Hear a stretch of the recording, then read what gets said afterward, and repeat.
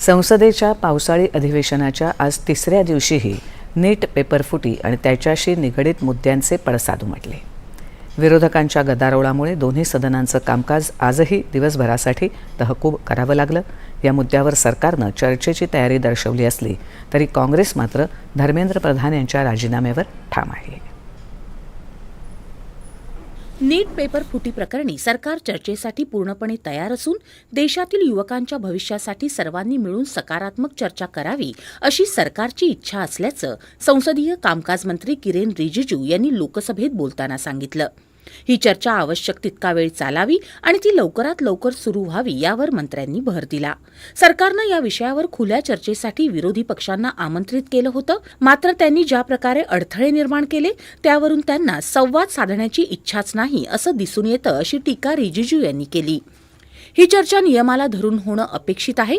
चर्चा कधी होणार, तिचा कालावधी किती असेल आणि ती कोणत्या नियमाअंतर्गत घेतली जाईल याचा निर्णय अध्यक्ष ओम बिर्ला यांनी सर्व पक्षांच्या गटनेत्यांशी चर्चा करून घ्यावा असं रिजिजू यांनी सांगितलं. 3 दिनों से सरकार की ओर से हमने ऑफर किया हुआ है. मैं औपचारिक तौर पर आज फिर माननीय स्पीकर महोदय आपके साथ से अब सुनिए ना, आपने बात कहा है तो सुनिए ना.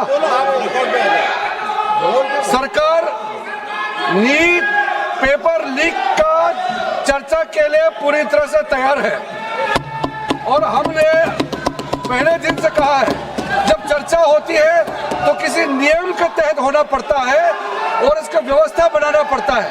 मैं अनुरोध करता हूं कि चर्चा कब होना है, चर्चा का ड्यूरेशन कितना लंबा चर्चा होना है और किस नियम के तहत होना है. माननीय स्पीकर महोदय सारे पार्टी के फ्लोर लीडर से बातचीत करके इसका निर्णय किया जाए.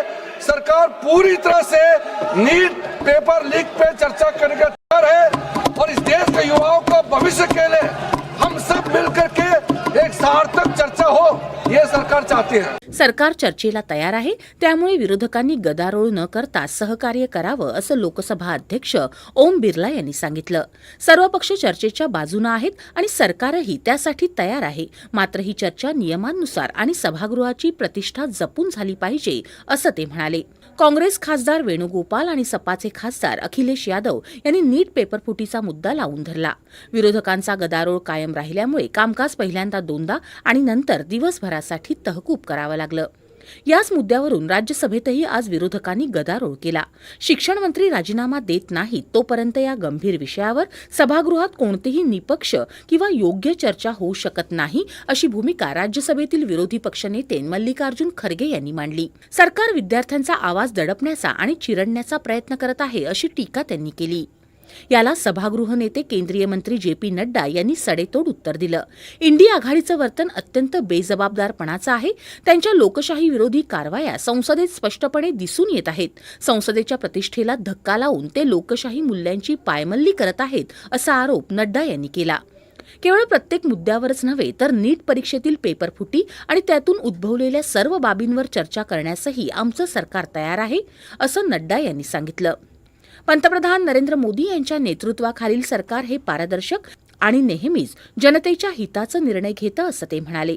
नड्डा यांनी विरोधी पक्षाच्या जनविरोधी कारवायांचा तीव्र निषेध करत त्यांचा लोकशाहीवर विश्वास नसल्याचं सांगितलं. एग्जामिनेशन के बारे में और रूल्स 267 के तहत यहाँ पर बहस करना चाहते हैं, उसके लिए अगर फेयर डिस्कशन होना है तो शिक्षा मंत्री पहले राजीनामा देना चाहिए. धन्यवाद. जब वो राजीनामा नहीं देंगे निष्पक्षपात चर्चा यहाँ नहीं होगी. इसीलिए अगर निष्पक्षपात चर्चा होना तो मैं रिक्वेस्ट करता हूँ गवर्नमेंट को वो रिजिग्नेशन दिलाओ. ये जो इंडी अलायंस गठबंधन है उसका व्यवहार बहुत ही गैर जिम्मेदाराना व्यवहार है, गैर जिम्मेदाराना व्यवहार. और यह प्रजातांत्रिक विरोधी गतिविधि साफ साफ संसद में दिख रही है. संसद की मर्यादाओं को तार तार करके ये प्रजातांत्रिक मूल्यों का हनन कर रहे हैं. सरकार हर मुद्दे पर चर्चा करने के लिए तैयार है और इसके साथ साथ नीट में पेपर लीक और उससे निकलने वाली सारी गतिविधियों पर भी हमारी सरकार चर्चा करने के लिए तैयार है।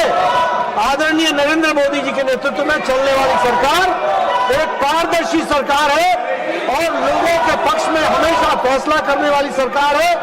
और ये जो जन विरोधी गतिविधि इनकी चल रही है, इसकी हम लोग तीव्र भर्त्सना करते हैं। इनको प्रजातंत्र में कोई विश्वास नहीं है। राज्यसभेत विरोधकांचा गदारोळ कायम राहिल्यानं पहिल्यांदा 3दा आणि नंतर दिवसभरासाठी कामकाज तहकूब करावं लागलं। दरम्यान महिला खासदारांविरुद्ध असभ्य भाषा वापरल्याच्या आरोपावरून लोकसभेतील तृणमूल काँग्रेसचे खासदार कल्याण बॅनर्जी यांना अधिवेशनाच्या उर्वरित कालावधीसाठी निलंबित करण्यात आलं आहे। महिला खासदारांबाबत असभ्य वर्तन आणि आक्षेपार्ह भाषेचा वापर केल्याप्रकरणी कल्याण बॅनर्जी यांच्या विरोधात लोकसभा अध्यक्षांना लेखी तक्रार प्राप्त झाली होती अशी माहिती पीठासीन अधिकाऱ्यांनी दिली। सरकार विद्यार्थ्यांच्या हितासाठीचे